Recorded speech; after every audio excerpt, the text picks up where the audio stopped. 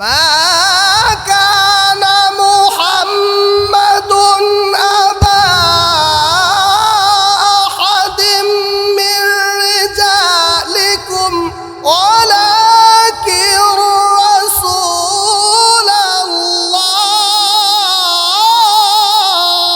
ওয়ালাকিন রাসূলুল্লাহি ওয়া খাতামান নাবিয়্যিন ওয়া কানা আল্লাহু বিকুল্লি শাইইন আলীমা। আল্লাহ সুবহানাহু ওয়া তাআলা বলেন, ওয়ামা আরসালনাকা ইল্লা রাহমাতাল লিল আলামিন। তাম পৃথিবীর জমিনে রহমতের খুব অভাব, রহমতের খুবই অভাব। আল্লাহ সুবহানাহু ওয়া তাআলা আপনার আমার নবীকে মানুষের জন্যে, জিন্নাতদের জন্যে, প্রাণীকুলের জন্যে, তাম পৃথিবীর সকলের জন্যে রহমত করে এই জমিনের বুকে প্রেরণ করেছেন। আল্লাহ বলেন, আরসালনাকা ইল্লা রাহমাতাল লিল আলামিন। হে রাসূল, আমি আপনাকে এই পৃথিবীর জমিনের জন্যে রহমত স্বরূপ পাঠাইলাম। সুবহানাল্লাহ বলবেন না? রহমত স্বরূপ পাঠাইলাম। আমার ভাইয়েরা, আল্লাহ রাসূল সাল্লাল্লাহু আলাইহি ওয়াসাল্লামকে আমাদের কাছে প্রেরণ করেছেন, এটা আমাদের জন্য দয়া, আমাদের জন্য ইহসান। রাসূল সাল্লাল্লাহু আলাইহি ওয়াসাল্লাম যে জন্মগ্রহণ করেছেন, এই জন্মটাকে বলা হয় মিলাদ।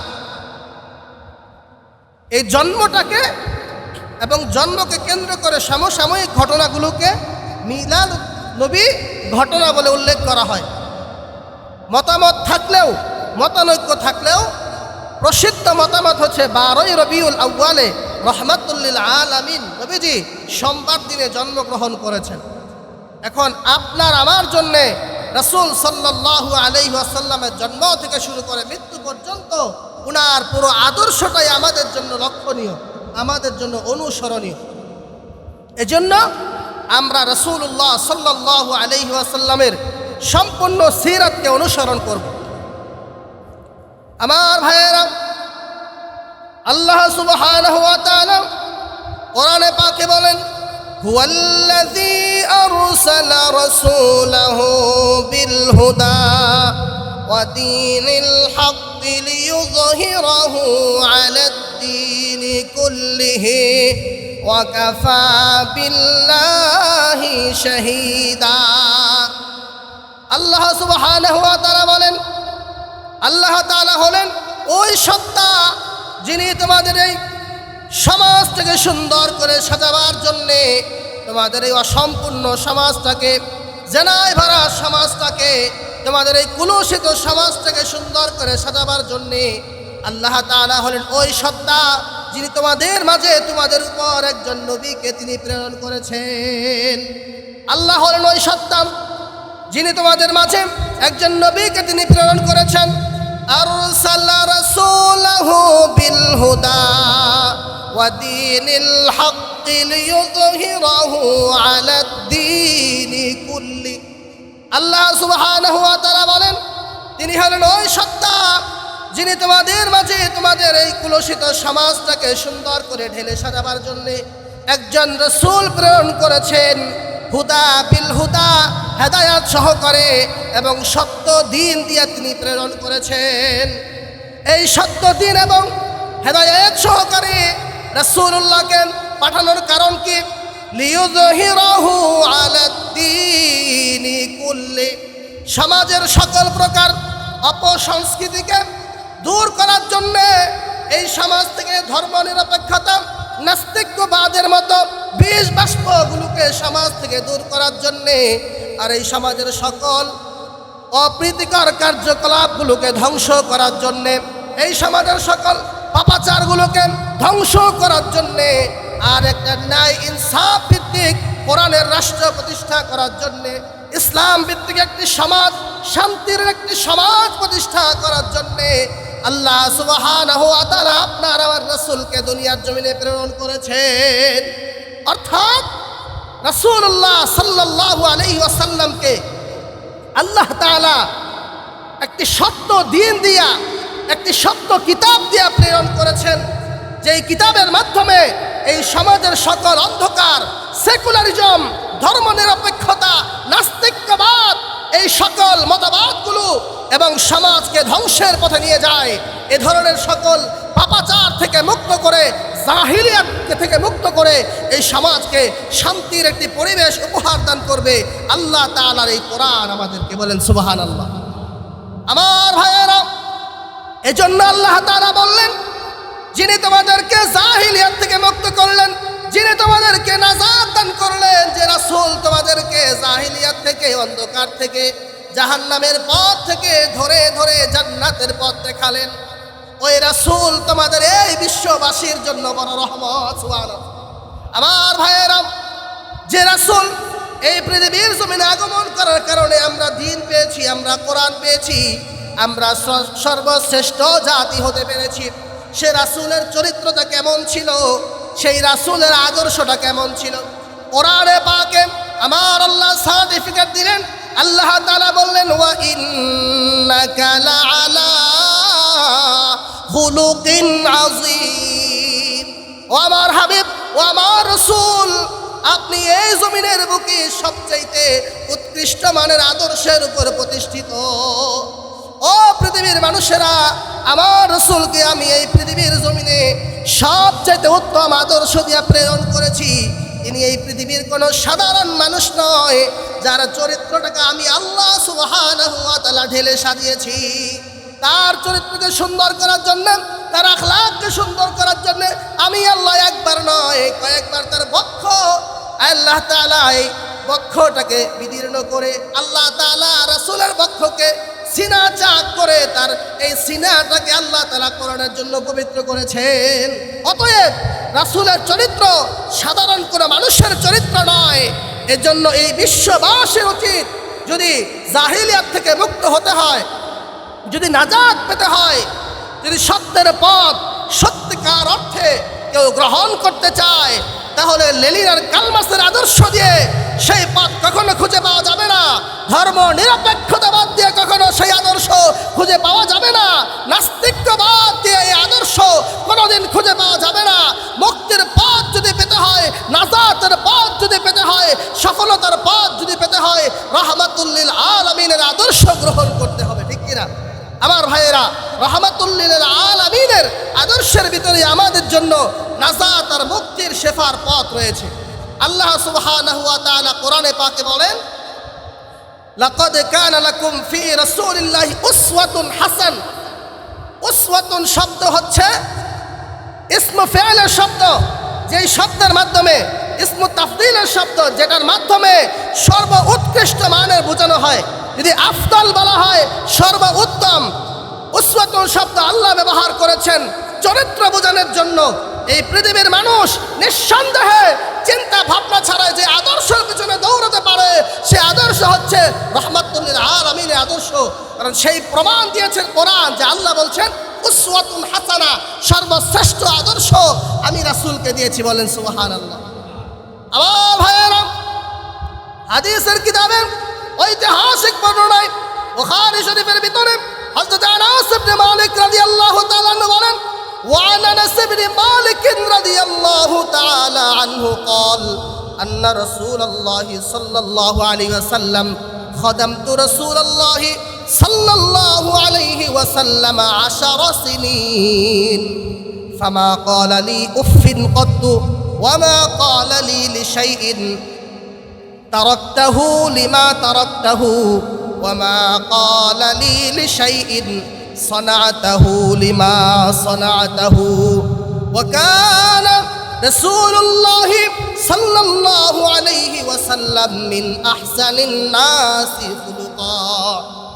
আমার ভাইয়েরা, আল্লাহর নবী, বিশ্ব নবী, রাহমাতুল লিল আলামিনের খাদেম হযরত আনাস ইবনে মালিক রাদিয়াল্লাহু তাআলা আনহু বলেন, ও দুনিয়ার মুসলমানেরা শুনে রাখো, আমি আল্লাহর নবীর দরবারে সবচেয়ে বেশি সময় দিয়েছি।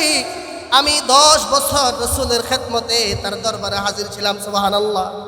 10 বছর রাসূলের খাদেম ছিলাম। চরিত্র সম্পর্কে তোমাদেরকে ধারণা দেই। 10 বছর আমি রাসূলের গোলাম হিসেবে ছিলাম। এই আরবের জমিনে কত মালিকদেরকে দেখতে পেলাম বিনা কারণে গোলামদেরকে চাবুকের আঘাত করে আহত করে। কত মালিককে দেখতে পেলাম, উমাইয়াকে দেখলাম বেলালের উপরে কঠিন নির্যাতন করলো, যেই নির্যাতনের কারণে বেলাল সহ্য করতে পারে না, হাত হাত বলে চিৎকার করে। ও দুনিয়ার মুসলমান, এমন কোন মালিক আমি জীবনে দেখি নাই, এমন কোন মুনিব আমি দেখি নাই যে মুনিব আমার রাসূলের মতো হতে পারে। দুনিয়ার মানুষেরা 10 বছর আল্লাহর রাসূলের খেদমত করলাম, 10 বছরে কোনোদিন এমন হয় নাই যে রাসূল আমাকে একটা ধমক দিয়ে এমন একটা কটু বাক্য কথা বলেছেন যার কারণে আমি যায়েদের অন্তরে কষ্ট পেয়েছি। সুবহানাল্লাহ। 10 বছর খাদেম, খেদমতগার, গোলাম, এখনকার বেতনভুক্ত এমপিএভুক্ত খাদেম নয়, তখনকার যুগের কেনা গোলাম, যেই গোলামকে মানুষ আহত করত, হত্যা করত, নির্যাতন করত, নিপীড়ন করত। সেই জাহিলিয়াতের যুগে কত পরিমাণ নির্যাতন করত গোলামের উপর করা হয়েছে। রাসূলের খাদেম বলেন এমন একটা কথাও তিনি কোনোদিন বলেন নাই যে কথার দ্বারা আমার অন্তরে বিন্দু পরিমাণ আঘাত পেতে পারি। তামাম কুল কায়নাত যার জন্য সৃষ্টি করা হলো, মশার উপরে যার রক্ত খাওয়া হারাম ছিল, সেই রাসূলও আমার অন্তরে কোনোদিন কষ্ট দিয়ে কথা বলেন নাই। এই আদর্শ তার। শুধু তাই নয়, অনেক সময় এমন হয়েছে যে যায়েদ তুমি এই কাজটা করে রাখবে, কিন্তু আমি এই কাজটা করতে ভুলে গেছি। হযরতে যায়েদ বলেন রাসূল যখন এসে দেখলো আমি কাজটা করতে পারি নাই, রাসূল সাল্লাল্লাহু আলাইহি ওয়াসাল্লাম এমন করে কোনোদিন বলেন নাই যায়েদ তুমি কাজটা করলা না কেন। কোনোদিন আমাকে ধমক দিয়ে কথা বলেন নাই, কোনোদিন আমাকে অন্তরে আঘাত দিয়ে কষ্ট দিয়ে কথা বলেন নাই। শুধু তাই নয়, কোনোদিন হযরত রাসূলুল্লাহ সাল্লাল্লাহু আলাইহি ওয়াসাল্লাম আমার চোখের সামনে কোনো মানুষের সঙ্গে খারাপ আচরণ করতে আমি দেখি নাই। এজন্য আমি যায়েদ তামাম পৃথিবীর মুসলমানদেরকে আমার রাসূল সম্পর্কে, আমার কলিজার টুকরা হাবিব সম্পর্কে আমি ধারণা দিলাম। ওয়া কানা রাসূলুল্লাহ সাল্লাল্লাহু আলাইহি ওয়াসাল্লাম মিন আহসানিন নাসি খুলুকা। ও দুনিয়ার মানুষ, এই পৃথিবীর জমিনে সবচেয়ে উত্তম আদর্শ যার, তিনি হলেন আমার প্যারে হাবিব মুহাম্মদ সাল্লাল্লাহু আলাইহি ওয়াসাল্লাম। 63 বছরের জীবনে যার জবান থেকে জন্মের পর থেকে মৃত্যু পর্যন্ত কোনো কারণবশত, কোনো কারণে যদি কোনোদিন মিথ্যা কথা একটি জবান দিয়ে বলেন নাই, তিনি হলেন আপনার আমার হাবিব মুহাম্মদ সাল্লাল্লাহু আলাইহি ওয়াসাল্লাম। সেই হাবিবের আদর্শ গ্রহণ করা দরকার আছে না নাই আমার ভাইয়েরা? সেই হাবিবের আদর্শ নিয়ে মৃত্যু পর্যন্ত বাঁচার এরাদা আল্লাহ তাআলা আমাদেরকে করার তৌফিক দান করেন, করেন আমিন। আমার ভাইয়েরা, রাসূলুল্লাহ সাল্লাল্লাহু আলাইহি ওয়াসাল্লাম আমাদের জন্য আদর্শকে মূর্ত প্রতীক।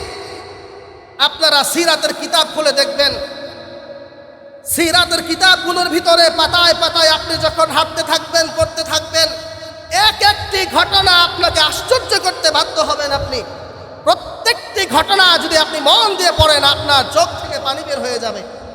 আমার ভাইয়েরা, আপনার আমার জন্যে এত পরিমাণ কষ্ট আপনার আমার হাবিব রাসূলুল্লাহ সাল্লাল্লাহু আলাইহি ওয়াসাল্লাম, এত পরিমাণ কষ্ট রাসূলুল্লাহ সাল্লাল্লাহু আলাইহি ওয়াসাল্লাম আপনার আমার জন্য করেছেন। এজন্য হাদিসে পাকের ভিতরে রাসূলুল্লাহ সাল্লাল্লাহু আলাইহি ওয়াসাল্লাম বলেন, লা ইউমিনু আহাদুকুম হাত্তা আকুনা হাব্বা ইলাইয়া মিন ওয়ালিদিহি ওয়া ওয়ালাদিহি ওয়ান নাসি আজমাইন। তোমাদের ভিতরে কোনো মানুষ পরিপূর্ণ ইমানদার মুমিন হতে পারবে না যতক্ষণ না পর্যন্ত তোমার জান, মাল, ইজ্জত, আবরুম সকল কিছু থেকে আমাকে বেশি ভালো না বাসবে। আমার ভাইয়েরা, বিশ্বনবী মুহাম্মদুর রাসূলুল্লাহ সাল্লাল্লাহু আলাইহি ওয়াসাল্লাম আজকে থেকে 1456 বছর আগে আরবের মরুভূমির ভিতরে যখন মানুষগুলো ছিল জাহিলিয়াতের ভিতরে, মানুষের ভিতরে মূর্তি পূজা সাধারণ একটা ঘটনা হয়ে গিয়েছিল। যখনকার মানুষগুলো প্রতিদিন ধর্ষণ করাকে সাধারণ বিষয় মনে করত, আপন কন্যা সন্তানকে পাথরের নিচে চাপা দিতে তারা কিছুই মনে করত না। এই জমানার ভিতরে আমার রাসূল যখন আগমন করলেন, তার জন্য অত্যন্ত কষ্টের বিষয় ছিল ওই মানুষগুলোকে দিন বোঝানো, ইসলাম বোঝানো। মূর্তি পূজা ছেড়ে দেওয়া তাদের জন্য অনেক কঠিন বিষয় ছিল।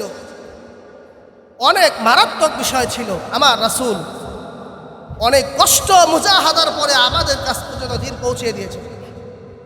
একই বছর রাসূলের সবচাইতে প্রিয় দুজন মানুষ আবু তালেব, নবীদের চাচা, এবং প্রথম স্ত্রী হযরত খাদিজা রাদিয়াল্লাহু তাআলা আনহা ইন্তেকাল করলেন। একই বছর রাসূলুল্লাহ সাল্লাল্লাহু আলাইহি ওয়াসাল্লাম দাওয়াতের ময়দান থেকে কষ্ট করে আসার পরে স্ত্রী মাথায় হাত বুলায় দিতেন, তিনি সাহস দিতেন।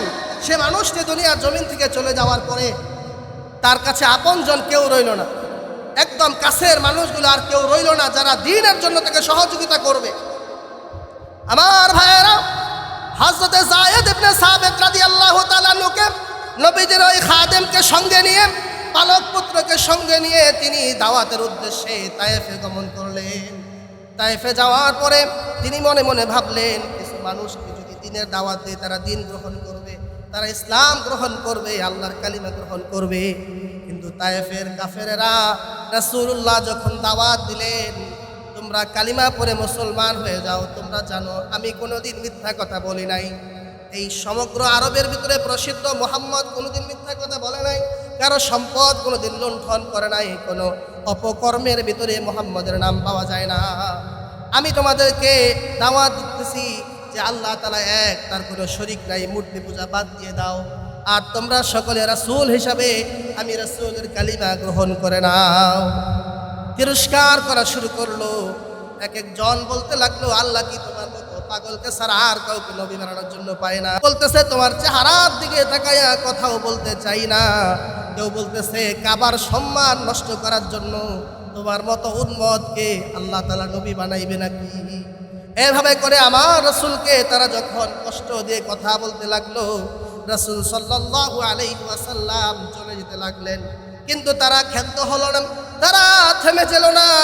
তারা আমার রাসূলকে আরো অধিক পরিমাণে কষ্ট দেওয়ার জন্যে তায়েফের অসংখ্য অগণিত যুবকদেরকে একত্রিত করে নির্দেশ প্রদান করলো, পাহাড় থেকে ছোট ছোট পাথরের কণাগুলো নিয়ে তার শরীরে মারতে থাকো।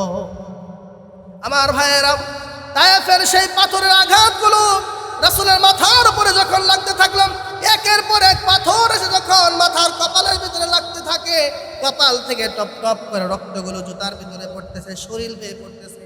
এক একটা পাথরের আঘাতের কারণে নবীদের শরীরটা ছিন্ন বিচ্ছিন্ন হয়ে গিয়েছে। পাথরের আঘাত খুবই মারাত্মক। পাথরের আঘাত তো আমরা কখনো খাই নাই, এজন্য আমরা বুঝবো না। পাথরের আঘাত বড় কঠিন, বড় মারাত্মক। আমার ভাইয়েরা, পাথরের আঘাত যে ব্যক্তি না খেয়েছে কোনোদিন সে বুঝবে না পাথরের আঘাতের কত যন্ত্রণা, কত ব্যথা। যে মানুষ কোনোদিন আগুনে পড়ে নাই সে মানুষ কোনোদিন বুঝবে না আগুনের কি যন্ত্রণা, আগুনে পড়লে কত যন্ত্রণা হয়, কত কষ্ট হয়। আমার ভাইয়েরা, রাহমাতুল লিল আলামিন নবীজিকে পাথরের আঘাতে ছিন্ন বিচ্ছিন্ন করে দিল। হযরত জিবরিল আমিন এসে বলে, ইয়া রাসূলুল্লাহ, ইয়া হাবিবাল্লাহ, আল্লাহ তাআলা আমাকে পাঠিয়েছেন, আপনি একবার হুকুম দেন এই তায়েফের দুইটা পাহাড়কে একত্রিত করে দিয়ে তাদের সকলকে চিরতরে শেষ করে দিয়ে। আমার রাসূল বলেন, জিবরাইল, তুমি যদি আজকে দুটি পাহাড়কে একত্রিত করে দিয়ে তাদেরকে শেষ করে দাও, কিয়ামতের আগ পর্যন্ত এখানে আর কোনো মানুষ জন্ম নেবে না, আর কেউ মুসলমান হবে না, কালিমা পড়বে না। কিন্তু তুমি যদি আজকে তাদেরকে ছেড়ে দাও, মাফ করে দাও, তাহলে কিয়ামতের আগে কোনোদিন হলেও একজন মানুষ মুসলমান হতে পারে। সুবহানাল্লাহ। আল্লাহ রাসূল বললেন, জিবরাইল, তাদেরকে মাফ করে দাও, ক্ষমা করে দাও। তারা না বুঝে অন্যায় করেছে, এমন একদিন আসবে তায়েফের প্রত্যেকটা কোণা কোণা থেকে কালিমার পতাকা উঠবে। আজকে সেই দিন আপনারা হজে গেলে দেখবেন তায়েফে, পুরো তায়েফের ভিতরে কালিমার পতাকা উড়ে, সৌদি আরবের পতাকা উড়ে। তায়েফে মসজিদ রয়েছে, তায়েফের মানুষ আজকে খ্রিস্টান নয়, ইহুদি নয়, নাস্তিক নয়, সকলেই মুসলমান। ঠিক কিনা বলেন? আমার ভাইয়েরা, রাসূল যদি সেদিন বদদুয়া দিয়ে ধ্বংস করে দিতেন তাহলে তায়েফের মানুষ দিন পেত না। এভাবে করেই তিনি এত কষ্ট আর মুজাহাদার বিনিময়ে দাওয়াত আমাদের পর্যন্ত পৌঁছে দিয়েছেন। আমার ভাইয়েরা, রাহমাতুল লিল আলামিন নবীজি এভাবে করে দাওয়াত চালিয়ে যেতে লাগলেন। আর একের পর এক মানুষ দ্বীনের পথে, ঈমানের পথে, ইসলামের পথে আসতে শুরু করলো। আবু জাহেল, উতবা, শাইবা, তারা সকলেই তাদের অন্তরের ভিতরে ক্ষোভ তৈরি হইতেছে। আমার ভাইয়েরা, রাহমাতুল লিল আলামিন নবীজি দিন আর ইসলামের প্রচার প্রসার করতেছেন, মুসলমানদের সংখ্যা দিন দিন বেড়ে চলতেছে, কিন্তু মক্কার কাফের মুশরিকদের গডফাদার তাদের তো আর সহ্য হয় না। এজন্য আমার ভাইয়েরা সংক্ষেপে সিরাতুন নবীর কিতাব থেকে আপনাদেরকে শোনাই। আমার রাসূলকে ইসলামের পথ থেকে, আমার রাসূলকে দ্বীনের পথ থেকে সরিয়ে দেওয়ার জন্য তিনটা প্রস্তাব নিয়ে তারা আমার রাসূলের কাছে গেল। আবু জাহেল আবু সুফিয়ানকে ডেকে বলল, তোমার সঙ্গে একটু হৃদ্যতার সম্পর্ক, তুমি যায়া মুহাম্মদকে বুঝাও। আবু জাহেল উতবা সাইবা বাহিরে দাঁড়িয়ে আছে, আবু সুফিয়ান ঘরের ভিতরে গিয়ে সালাম দিল। মুহাম্মদ সাল্লাল্লাহু আলাইহি ওয়াসাল্লাম সালামের উত্তর দিলেন। আবু সুফিয়ান বলল, মক্কার সমস্ত গণ্যমান্য নেতাবর্গ দারুন নাদওয়ায় বসে সিদ্ধান্ত গ্রহণ করেছে, তুমি এই মক্কার জমিনে কালিমার দাওয়াত প্রদান করতে পারবে না। বলেন নাউজুবিল্লাহ। আমার ভাইয়েরা, তারা তিনটা প্রস্তাব নিয়ে গেলাম। ও মুহাম্মদ, তোমার কাছে আমাদের তিনটা প্রস্তাব, তোমার যা চাহিদা আমরা পূরণ করে দেব, কিন্তু মক্কার জমিনে আমাদের মূর্তির বিরুদ্ধে, লাত মানাতের বিরুদ্ধে কোনো দাওয়াত প্রচার করা যাবে না। আমার ভাইয়েরা, আবু সুফিয়ান বলে, ও মুহাম্মদ, এক নম্বর প্রস্তাব হলো, তুমি যদি এই মক্কার জমিনের ধন দৌলতের মালিক হতে চাও, টাকা পয়সার মালিক হতে চাও, তাহলে বলো, আমরা মক্কার জমিন থেকে এত পরিমাণ সম্পদ তোমাকে প্রদান করব, যেই পরিমাণ সম্পদ তুমি কোনোদিন দেখো নাই, যেই পরিমাণ সম্পদ এই আরবের কোনো ধনীর কাছে নাই, কোনো ব্যবসায়ীর কাছে নাই, এত পরিমাণ সম্পদ দিয়ে তোমাকে আমরা ভরপুর করে দেব। আবু সুফিয়ান ডেকে বলল, দুই নম্বর প্রস্তাব হলো, মুহাম্মদ, তুমি যদি এই আরবের কোনো সুন্দরী মহিলাকে পছন্দ করে থাকো, তুমি যদি কোনো সুন্দরী মহিলাকে পেতে চাও অথবা একাধিক নারী পেতে চাও, তোমার যদি এমন কোনো লোভ থেকে থাকে, তাহলে তুমি আমাদেরকে বলো, আমরা তোমাকে এত পরিমাণ সুন্দরী নারী এনে দেব যা কোনো দিন তুমি কল্পনাও করতে পারো নাই। আমার ভাইয়েরা, শুধু তাই নয়, আরবের কাফেররা বলল, তুমি যদি আমাদের উপর রাজত্ব করতে চাও, বাদশাহী করতে চাও, বলো, তুমি যদি আমাদের উপরে এই সমগ্র আরব বিশ্বের বাদশাহী পেতে চাও, তাহলেও বলো, আমরা সকলে মিলে তোমাকে বাদশাহ মেনে নেব, হুকুমদাতা মেনে নেব, তোমাকে এই আরবের সকল সরদারদের উপরে নেতা বানিয়ে দিব, তারপরেও তুমি কালিমার দাওয়াত দিতে পারবে না। আমার ভাইয়েরা, রাহমাতুল্লিল আলামিনের চেহারাটা গম্ভীর হয়ে গেল। কিছুক্ষণ চুপ থাকার পরে আপনার আমার প্যারা হাবিব মুহাম্মদ সাল্লাল্লাহু আলাইহি সাল্লাম ডেকে বললেন, ও মক্কার কাফেররা, শুনে রাখো, আবু জাহেল, উতবা সাইবা, আবু সুফিয়ান, তোমরা শুনে রাখো, তোমরা যদি এই পৃথিবীর জমিনের সবচেয়ে মূল্যবান সম্পদ ওই আকাশের তারকারাজি আর ওই আকাশের চন্দ্র আর সূর্য যদি আমার এক হাতে দিয়ে দাও, এক হাতে আমার আকাশের চন্দ্র আর সূর্য দিয়ে দিবে, আর এক হাতে আকাশের তারকারাজিগুলো আমার হাতে দিয়ে দিবে, তারপরও আমি মুহাম্মদ কোনোদিন আমার আল্লাহ তাআলার কোরআনের দাওয়াত দেওয়া ছাড়তে পারবো না। সুবহানাল্লাহ। আমার ভাইয়েরা, কি পরিমাণ মুজাহাদা, কি পরিমাণ কষ্ট আর মেহনতের পরে এই দিন আপনার আমার পর্যন্ত এসেছে। শুধু তাই নয়, এই দাওয়াতের কারণে সর্বশেষ যখন আমার রাসূলকে তারা দাওয়াত থেকে ক্ষান্ত করতে না পারলো, সর্বশেষ তারা সিদ্ধান্ত গ্রহণ করলো। কোরআনের পাকে আয়াতে আল্লাহ তাআলা বলেন, وَإِذْ يَمْكُرُ بِكَ الَّذِينَ كَفَرُوا لِيُثْبِتُوكَ أَوْ يَقْتُلُوكَ أَوْ يُخْرِجُوكَ। আল্লাহু আকবার। আমার বন্ধুরা, আল্লাহ সুবহানাহু ওয়া তাআলা বলেন, ও দুনিয়ার মুসলমানেরা, শুনে রাখো, তারা যখন ইসলামকে এভাবে করে মুহাম্মদকে বুঝানোর পরে তারা যখন তাকে ক্ষান্ত করতে পারলো না, তারা সিদ্ধান্ত গ্রহণ করলো তিনটা সিদ্ধান্ত। কয়টা সিদ্ধান্ত? তিনটা সিদ্ধান্ত গ্রহণ করলো। কোরআনের আয়াত থেকে বলছি, বানোয়াট কোনো গল্প নয়, বানোয়াট কোনো কিচ্ছা কাহিনী নয়। কোরআন যদি সত্য হয়ে থাকে, আসমান জমিন লৌহা নক্ষত্রের মালিক আল্লাহ যদি সত্য হয়ে থাকে, তাহলে এই কথাটাও সত্য হবে। আল্লাহ তাআলা বলেন, ওয়া ইয ইয়ামকুরু বিকাল্লাযীনা কাফারু, যখন কাফেররা ষড়যন্ত্র করল, সব ষড়যন্ত্র যখন ব্যর্থ হয়ে গেল, তারা দারুন নাদওয়ায় বসে সিদ্ধান্ত গ্রহণ করলো। আবু জেহেলের নেতৃত্বে একটা বোর্ড বসে গেল। আবু সুফিয়ান, উতবা সাইবা, ওয়ালিদ ইবনে মুগীরা, এভাবে করে মক্কার সবচেয়ে গণ্যমান্য নেতাগুলো আমার রাসূলের বিরুদ্ধে সিদ্ধান্ত গ্রহণ করার জন্য বোর্ড মিটিংয়ে বসে গেল।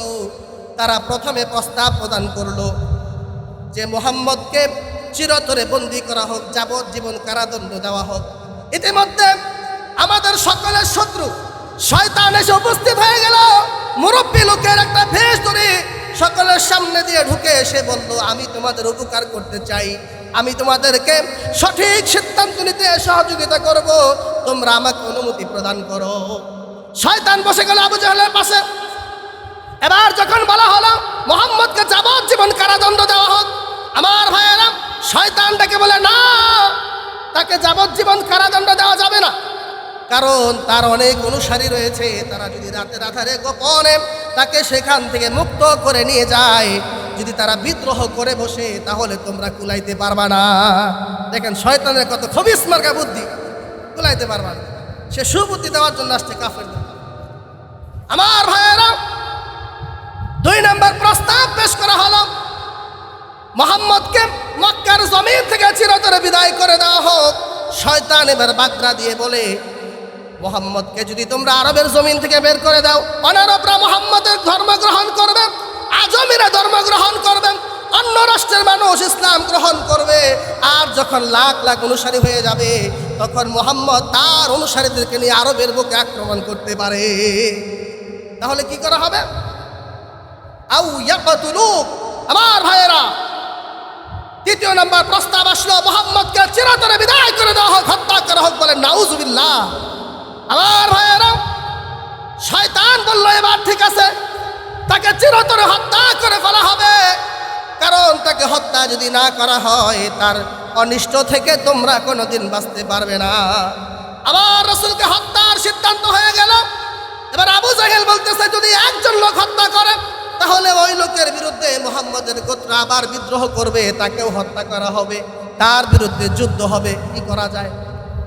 আমার বন্ধুরা, আমার ভাইয়েরা, আবু জাহেল বলল, মক্কার ভিতরে 100টা গোত্র আছে, যারা সবাই আমার নবীজির বিরুদ্ধে চলে গেছে। 100টা গোত্রের ভিতর থেকে একজন করে টাকরা যুবক হাতে নাঙ্গা তরবারি নিয়ে মুহাম্মদের ঘরের চারপাশে দাঁড়িয়ে যাবে। আর মুহাম্মদকে শেষ রাত্রে যখন বের হবে, মুহাম্মদকে সঙ্গে সঙ্গে হত্যা করে ফেলা হবে। বলে নাউজুবিল্লাহ। আমার ভাইয়েরা, আল্লাহর রাসূল যেদিন হিজরত করবেন, ওই দিন কাফের বেঈমানেরা 100 গোত্রের 100 তাগড়া যুবক হাতে নাঙ্গা তরবারি নিয়ে, খোলা তরবারি নিয়ে, কুশমুক্ত তরবারি নিয়ে ঘরের চারপাশে দাঁড়িয়ে গেল।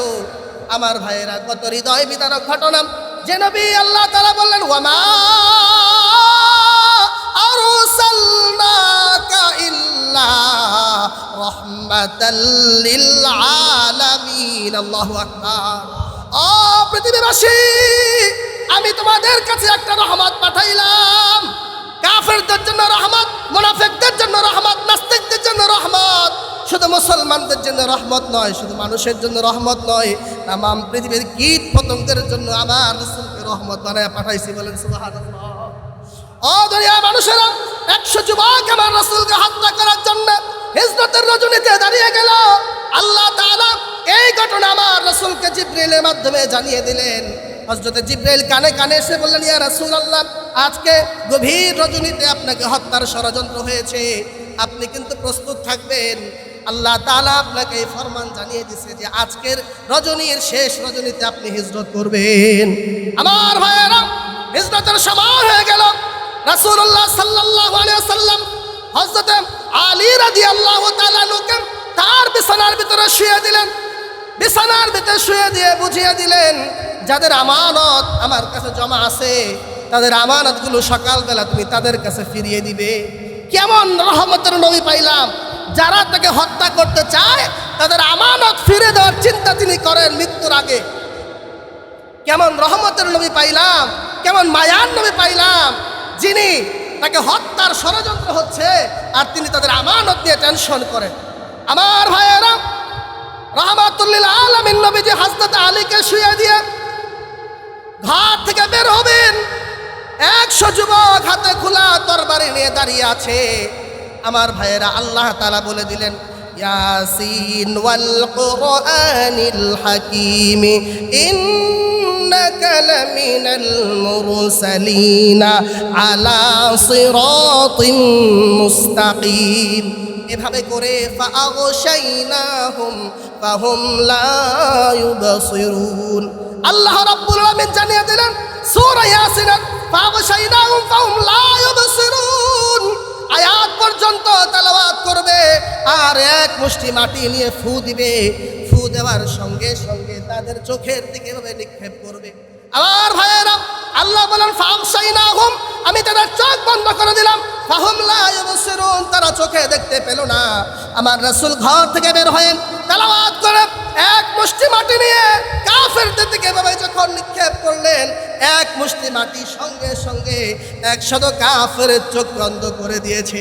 সুবহানাল্লাহ। আমার ভাইয়েরা, রাহমাতুল লিল আলামিন নবীজি ঘর থেকে বের হয়ে হযরত আবু বকর সিদ্দিক রাদিয়াল্লাহু তাআলা আনহুর ঘরে গেলেন আর ডেকে বললেন, আবু বকর, তোমার সঙ্গে আমার হিজরতের কথা। আবু বকর আসরি করে, কত সুন্দর হৃদয় বিতরক ঘটনা। আমার ভাইয়েরা, একটা ডাক দিলেন, সঙ্গে সঙ্গে আবু বকর ডেকে বলেন, লাব্বাইকা ইয়া রাসূলুল্লাহ। আল্লাহু আকবার। আমার রাসূল বলেন, আবু বকর, আজ থেকে 6 মাস আগে হিজরতের কথা তোমাকে বললাম, পরিপূর্ণ ঘটনাও তোমাকে বলি নাই, পরিপূর্ণ ইশারাও দেই নাই, শুধু একবার বলেছি আবু বকর আমার সঙ্গে হিজরত করতে হবে। ও আবু বকর, কেমনে তুমি গভীর রজনীতে, শেষ রজনীতে একবার ডাকার সঙ্গে সঙ্গে তুমি আমার উত্তর দিলা। হযরত আবু বকর বলেন, ইয়া রাসূলুল্লাহ, ইয়া হাবিবাল্লাহ, যেদিন আপনি আমাকে এই কথা বললেন যে তুমি আমার সঙ্গে হিজরত করবেন, আমি সৌভাগ্য মনে করলাম। 100 লক্ষ সাহাবীর ভিতরে আপনি কাউকে বলেন নাই হিজরতের কথা, কিন্তু আবু বকরকে আপনি নির্বাচন করেছেন। আল্লাহু আকবার বলেন। আমার মতো নাখান্দা গোলামকে আপনি কবুল করেছেন। হিজরতের জন্য একজন সাথী দরকার, আর সেই সাথী হিসাবে আপনি আমাকে গ্রহণ করেছেন। আমি আবু বকরের জীবনে এর চাইতে বড় সৌভাগ্য আর কোনোদিন হতে পারে না। কিয়ামত পর্যন্ত উম্মতে মুহাম্মাদি স্মরণ রাখবে যে সেই হিজরতের রজনীতে যত কষ্ট, যত মুজাহাদা হয়েছে, প্রত্যেকটা কষ্টের মুহূর্তে আমি আবু বকর আপনার সঙ্গে ছিলাম। বলেন সুবহানাল্লাহ। হযরত আবু বকরকে সঙ্গে নিয়ে আমার রাসূল হিজরতের জন্য বের হয়ে গেলেন। হিজরতের পথে যখন হাঁটছেন, একবার আবু বকর সামনে যায়, একবার পিছনে যায়, একবার ডানে যায় আর একবার বামে যায়। রাসূল আবু বকরকে ডেকে বললেন, এমন করো কেন?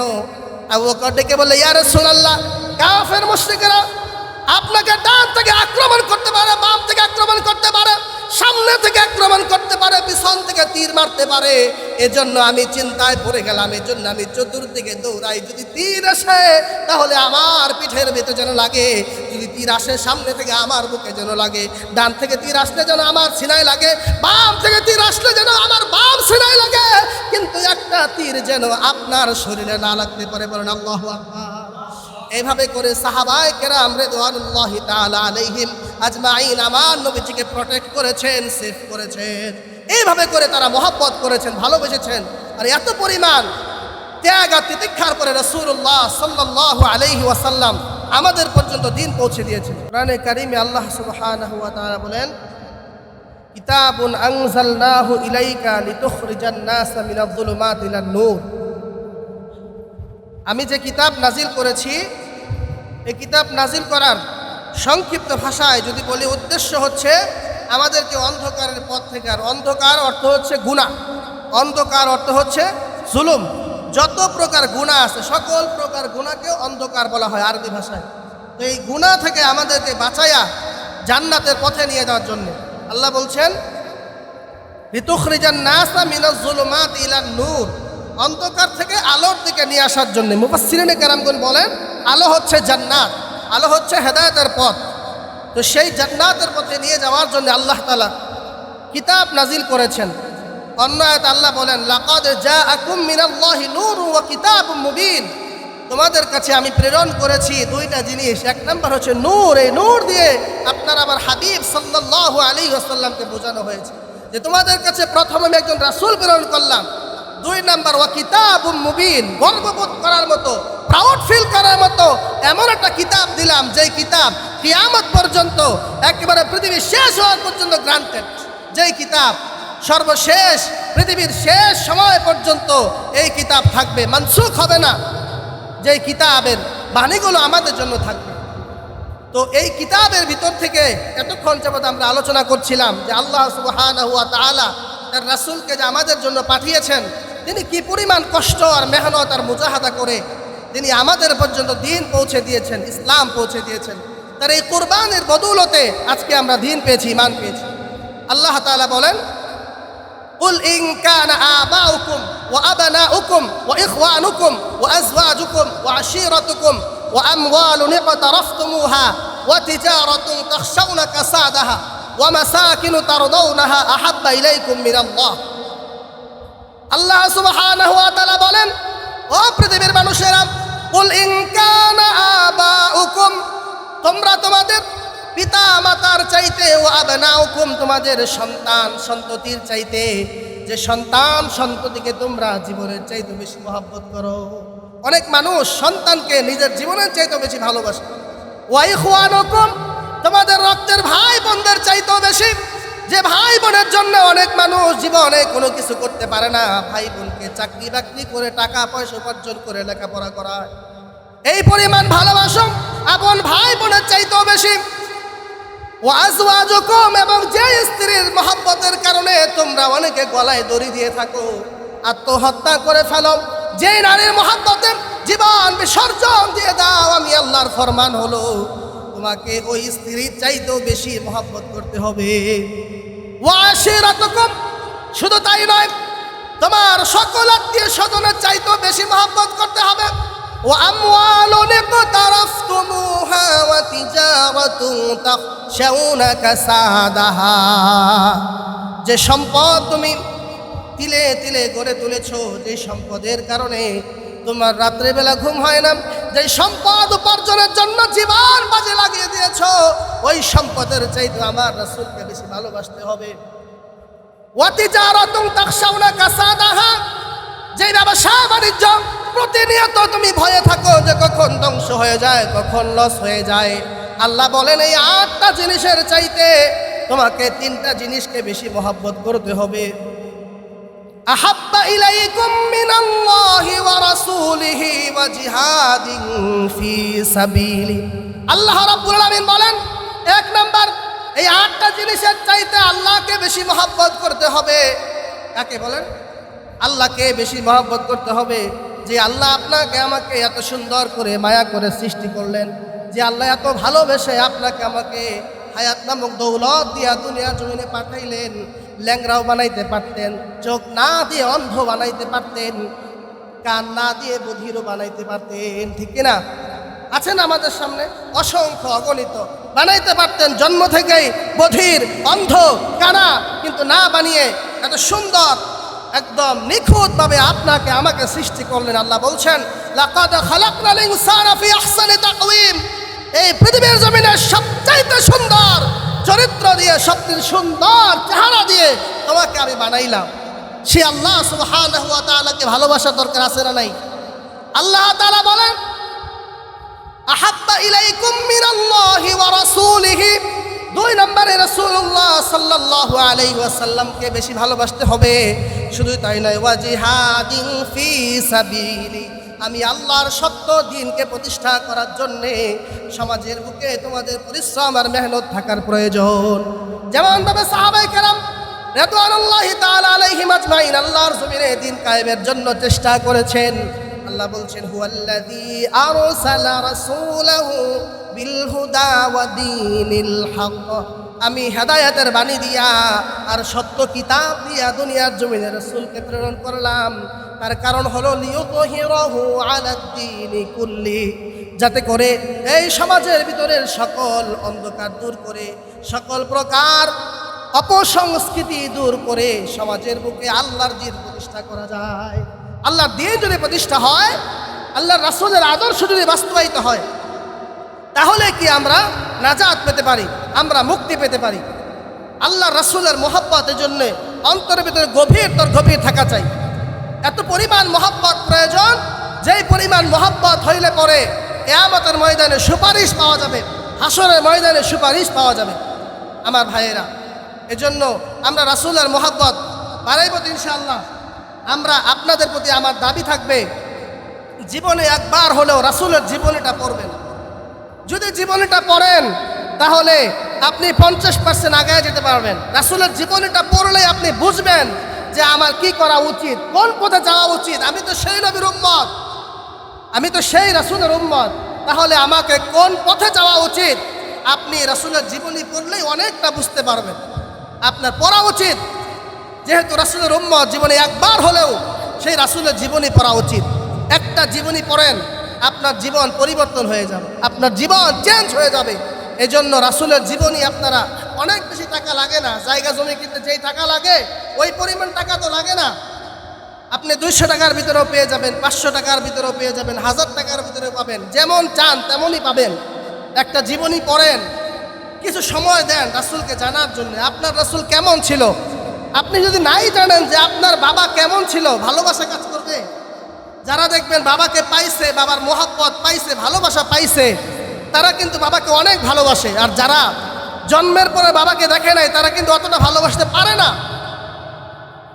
তো আমি যদি আপনার আমার রাসূল সম্পর্কে না জানি, তাহলে কিভাবে ভালোবাসবো? তিনি কেমন ছিলেন, কিভাবে কথা বলতেন, কিভাবে খাইতেন, কিভাবে মানুষের সঙ্গে আচরণ করতেন, ব্যবহার করতেন, শিষ্টাচার কেমন ছিল, কিভাবে রাষ্ট্র পরিচালনা করলেন, কিভাবে আরবের একজন সাধারণ, তিনি যখন আরবের নবুয়ত লাভ করলেন আরবের জমিনে, তখন তাকে কত পরিমাণ কষ্ট, অত্যাচার, নির্যাতন করা হয়েছে।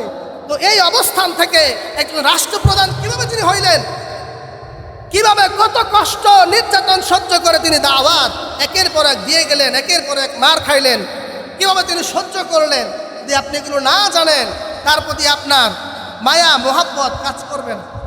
আর যদি আপনি জানেন, আমি যদি জানি, তাহলে মায়া কাজ করবে, ঠিক কিনা বলেন? এজন্য রাসূলের প্রতি মোহাব্বত আমাদের বৃদ্ধি করা দরকার। সর্বশেষ ছোট্ট একটা গজলের মাধ্যমে শেষ করব, শুনবেন আপনারা?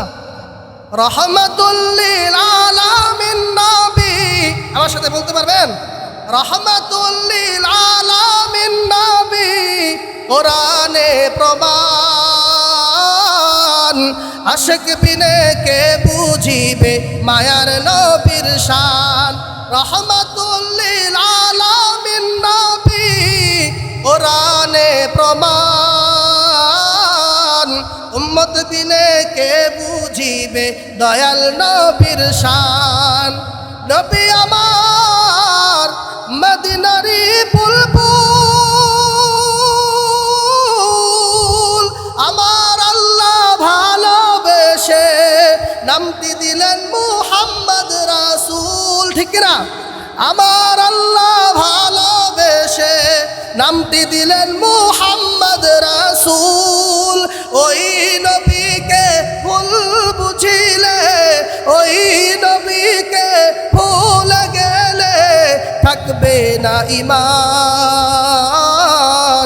উম্মত বিনে কে বুঝিবে দয়াল নবীর শান, উম্মত বিনে কে বুঝিবে মায়ার নবীর শান।